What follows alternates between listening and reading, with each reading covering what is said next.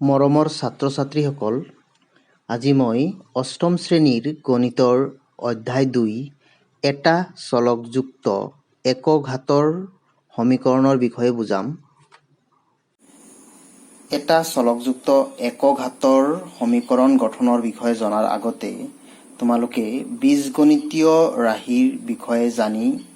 ল'ব লাগিব। ইয়াতে কিছুমান বীজগণিতীয় ৰাশিৰ উদাহৰণ দিয়া আছে। x, y plus 3, thrice y minus 11, x square plus 3 ইত্যাদি। চোৱা, এই বীজগণিতীয় ৰাশিসমূহৰ পৰা এটা চলকযুক্ত ৰাশিসমূহ এইখন তালিকাত দিয়া হৈছে আৰু এটাতকৈ বেছি চলকযুক্ত ৰাশিসমূহ এই তালিকাখনত ৰখা হৈছে। চলক বুলি ক'লে এই ৰাশিসমূহত থকা X, Y, Z, L, M এই আখৰসমূহক বুজায়। এতিয়া চোৱা, এই তালিকাখনত এই ৰাশিটো এটা চলকযুক্ত অৰ্থাৎ এক্স আছে, এই ৰাশিটোত ৱাই আছে, ৱাই প্লাছ 3 এইটো ৱাই আছে, ইয়াতে ৱাই অকল আছে, এই ৰাশিটোত এক্স আছে, এই ৰাশিটোত এম আছে, এই ৰাশিটোত এক্স আছে, এই ৰাশিটোত পি আছে, P cube plus 3p square minus 8, তাৰমানে ইয়াতে পি আছে। এ এক্স প্লাছ বি, ইয়াতে এক্স চলক হৈ আছে, এক্সৰ লগত এ পূৰণ হৈ থকাটো এ হৈছে সহগ আৰু বি হৈছে ধ্ৰুৱক। ঠিক তেনেকৈ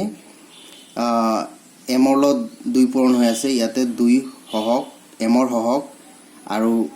মাইনাছ 11/6 হৈছে ধ্ৰুৱক। 1 নম্বৰ তালিকাত চোৱা, ইয়াতে প্ৰতিটো ৰাশিতে এক্স থাকিলে এক্সে আছে, ৱাই থাকিলে ৱাইয়ে আছে। চোৱা, ইয়াতে এক্সে আছে, অকল এক্স আছে, অকল এক্সে আছে, ইয়াতে অকল পিয়ে আছে, পিয়ে আছে, এই ৰাশিত ইয়াতে এম আছে। কিন্তু ইয়াতে চোৱা, এক্স ৱাই দুটা বেলেগ বেলেগ চলক আছে, গতিকে এইটোতো এক চলকযুক্ত ৰাশি হ'বই নোৱাৰে। ইয়াতেও এল এম দুটা বেলেগ বেলেগ চলক আছে, ইয়াতে 3টা চলক আছে, ইয়াতে 2টা চলক আছে, ইয়াতে 3টা বেলেগ বেলেগ চলক আছে, এক্স ৱাই জেড। গতিকে এই তালিকাখনত এই বীজগণিতীয় ৰাশিসমূহ এক চলকযুক্ত বীজগণিতীয় ৰাশি। এতিয়া এইখন তালিকাৰ পৰা এটা চলকযুক্ত একঘাতৰ ৰাশিসমূহ বাছি উলিয়াব লাগে। ইয়াতে চোৱা, এক্স স্কুৱেৰ, ইয়াত এক্সৰ ঘাত 2, গতিকে এইটো দ্বিঘাত ৰাশি। ঠিক তেনেকৈ এইটো x square minus 5x plus 6, এইটো এটা দ্বিঘাত ৰাশি, কাৰণ ইয়াতে এক্স স্কুৱেৰ অৰ্থাৎ এক্সৰ ঘাত 2 আছে, মাইনাছ 5x, ইয়াতে এক্সৰ ঘাত 1 আছে, ইয়াতে 1 লিখা নাই, কিন্তু 1 লিখা নাযায়, ইয়াতে 1 আছে, গতিকে সৰ্বোচ্চ ঘাত এই ৰাশিটোত 2, গতিকে এইটো দ্বিঘাত ৰাশি। ঠিক তেনেকৈ ইয়াতে P cube plus 3p square minus 8, ইয়াতে পিৰ ঘাত 3 আছে আৰু ইয়াত পিৰ ঘাত 2 আছে, এইটো এই ৰাশিটোৰ সৰ্বোচ্চ ঘাত 3, গতিকে এইটো ত্ৰিঘাত ৰাশি। আৰু এক্সৰ ঘাত ইয়াতে কি আছে, 1 আছে, একো নাই মানে 1 আছে, গতিকে এই ৰাশিটো একঘাত যুক্ত ৰাশি। ৱাই প্লাছ 3, এই ৱাইৰ ওপৰত ৱাইৰ ঘাত 1 আছে, গতিকে এইটো একঘাত ৰাশি। ঠিক তেনেকৈ এইটো ৱাইৰ ওপৰত 1 আছে, এই ৰাশিটো একঘাত যুক্ত ৰাশি। এমৰ ঘাত 1, ইয়াতে টুৱাইছ এম মাইনাছ 11/6, এই ৰাশিটো একঘাত যুক্ত ৰাশি। ঠিক তেনেকৈ এ এক্স প্লাছ বি, এই ৰাশিটো একঘাত যুক্ত ৰাশি। ইয়াত চোৱা তোমালোকে, x square minus 5x plus 6 ৰাশিৰ এক্স স্কুৱেৰ পদটোত এক্স ভূমি 2 সূচক, আমি এক্স স্কুৱেৰক এক্সৰ দ্বিতীয় ঘাত বুলি পঢ়োঁ। ইয়াত চোৱা, এক্স স্কুৱেৰ ইয়াতে 2 হৈছে সূচক আৰু x হৈছে ভূমি তালিকা থকা এক চলকযুক্ত একঘাতৰ বীজগণিতীয় ৰাশিসমূহ হ'ল x y plus 3 thrice y minus 11 twice m minus 11 by 6 ax plus b আৰু এটা কথা তোমালোকে জানি লোৱা যে এই ৰাশিটো একপদ ৰাশি কাৰণ ইয়াত এটাই পদ আছে এই ৰাশিটো দুটা পদ আছে y আৰু 3 দুটা পদ আছে গতিকে এইটো দ্বিপদ ৰাশি এই ৰাশিটো দুটা পদ আছে থ্ৰাইস y আৰু -11 এই ৰাশিটো তিনিটা পদ আছে p কিউব এটা পদ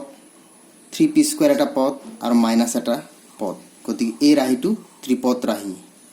এইটো দ্বিপদ ৰাশি এইটো ত্ৰিপদ ৰাশি তোমালোকে চোৱা এটা চলকযুক্ত একঘাতৰ সমীকৰণ কেনেকৈ গঠন কৰা হয় চোৱা এইটো এটা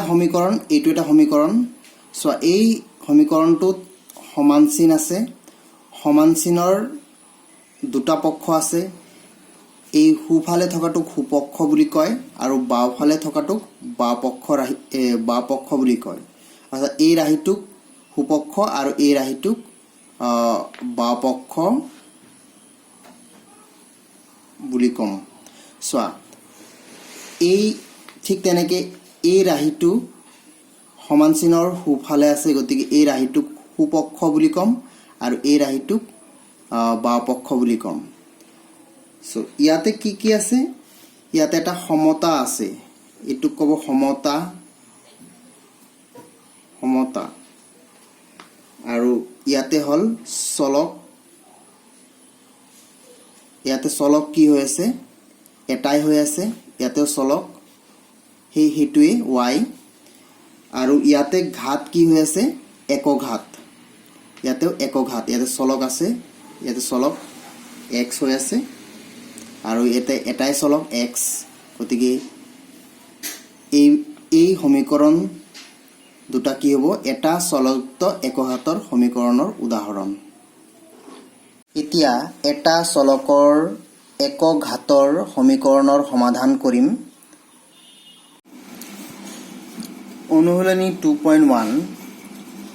question number 1 তলত দিয়া সমীকৰণবোৰ সমাধান কৰা so 1 number solution 4x plus 5 equal to 21 এই সমীকৰণটোক আমি কেনেকৈ সমাধান কৰো সোৱা or 4x plus 5 equal to 21 so এই plus 5 আছে ন এই plus 5 ৰ পৰা এই plus 5 টো আমি এই সাইডৰ এই ৰাশিটোৰ পৰা আমি নোহোৱা কৰিম বা পক্ষৰ পৰা ইয়াক plus 5 ৰ -5 এইফালে -5 লিখিলো তে লিখিম কি দুই পক্ষৰ পৰা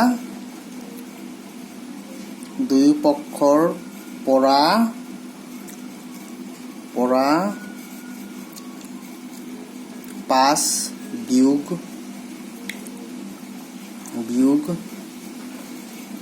কৰি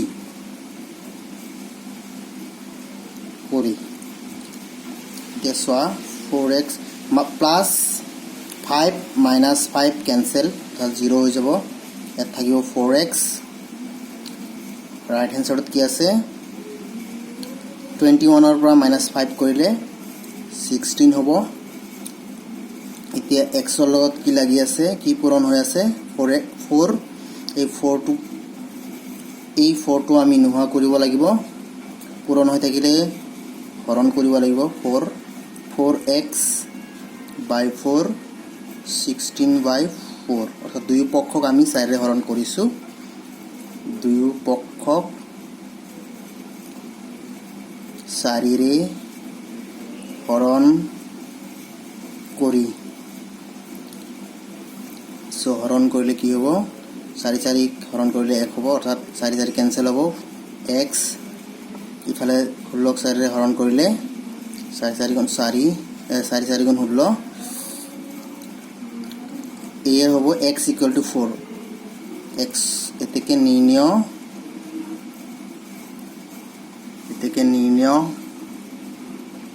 সমাধান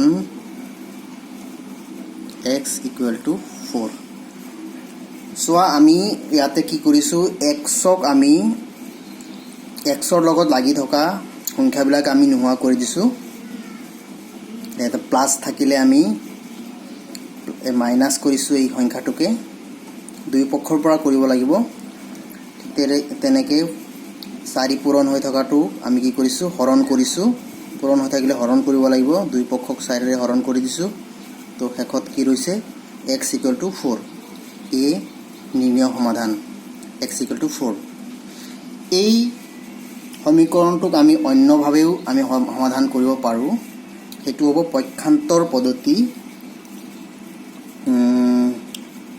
বিকল্প পদ্ধতি এটাৰে কৰো অৰ্থাৎ বেলেগ এটা পদ্ধতিৰে সো আমাৰ সমীকৰণটো কি আছিল 4x + 5 = 21 ইয়া 4x এই প্লাস 5 টো আমি হুপক্ষলৈ পক্ষান্তৰ কৰিব লাগিব অৰ্থাৎ প্লাস 5 যদি থাকে হুপক্ষলৈ যদি আমি লওঁ প্লাস 5 ক দিলে -5 হ'ব তা যোগ হলে বিয়োগ হ'ব বিয়োগ হলে যোগ হ'ব যদি আমি হুপক্ষলৈ লওঁ 4x = 21 - 5 16 এতিয়া আমি x ৰ লগত 4 পূৰণ হৈ আছে হুপক্ষলৈ ললে আমি হৰণ হ'ব 4 16 4 ৰে হৰণ কৰিলে কিমান হ'ব 4 এতিকে নিৰ্ণয় সমাধান x = 4 আন এটা সমীকৰণৰ সমাধান কৰো একৰ এই 7 নম্বৰটো চোৱা কি আছে twice x plus 3 = x plus 4 so ইয়াতে বাও পক্ষটো x আছে হু পক্ষটো x আছে দুই পক্ষত চলক আছে গতিকে আমি এই হু পক্ষৰ পৰা চলকটো নোহোৱা কৰিম তাৰ বাবে কি কৰিম আমি twice x plus 3 x plus 4 এই দুই পক্ষৰ পৰা x বিয়োগ কৰিম -x -x তা লিখি দিম দুই পক্ষৰ পৰা x বিয়োগ কৰি x বিয়োগ কৰি তো সোয়াতে দুটা x ৰ পৰা এটা x গলে এটা x থাকিব +3 = ax ক্যান্সেল থাকিল কি +4 মানে 4 এতিয়া এই +3 টো আমি নোহোৱা কৰিম বা পক্ষৰ পৰা কিদৰে এই +3 আছে যেহেতু গতিকেতে দুই পক্ষৰ পৰা -3 কৰি লম দুই পক্ষৰ পৰা আমি লিখি দিম দুই পক্ষৰ পৰা 3 বিয়োগ কৰি তে +3 - 3 ক্যান্সেল থাকিল x 4 পৰা 3 গল থাকিল 1 এতেকে নিৰ্ণয় সমাধান x = 1 তে বিকল্প পদ্ধতি অৰ্থাৎ অন্য ধৰণে আমি কৰিব পাৰো এই সমীকৰণটোৰ সমাধান বিকল্প পদ্ধতি কি আছিল সমীকৰণটো twice x plus 3 = x plus 4 তে সো এই হুপক্ষত থকা x টোক আমি বা পক্ষলৈ লৈ আহিম অথবা পক্ষান্তৰ কৰিম twice x plus 3 আচ্ছা এই হুপক্ষৰ x ক বা পক্ষলৈ আনিলে এটা আছে +x ইফালে আনিলে মাইনাস ইফালে আনিলে -x হ'ব সো ইয়াত থাকিল কি +4 মানে 4 এতিয়া 2xৰ পৰা মাইনাছ x কৰিলে অৰ্থাৎ দুটা xৰ পৰা এটা x বিয়োগ কৰিলে কিমান হ'ব এটা x থাকিব +3 equal to 4 x + 3 equal to 4 ঠিক তেনেকে ইয়াতে +3 আছে আমি সুপক্ষলৈ লৈ যাম +3 কিমান হ'ব +3 সুপক্ষলৈ লৈ -3 হ'ব এতিয়া x ইকুৱেল টু কিমান হ'ব 4 পৰা 3 গলে 1 হ'ব এতেকে নিৰ্ণয় সমাধান x ইকুৱেল টু 1